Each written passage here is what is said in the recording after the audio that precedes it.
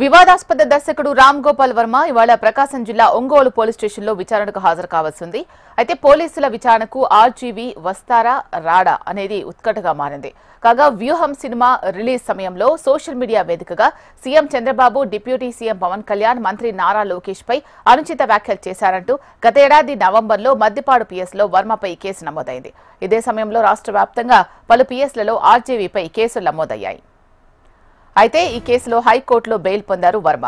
ఇదే సమయంలో పోలీసుల విచారణకు సహకరించాలని హైకోర్టు స్పష్టం చేయగా గత ఫిబ్రవరిలో ఒంగోలు రూరల్ స్టేషన్లో ఒకసారి విచారణకు హాజరయ్యారు.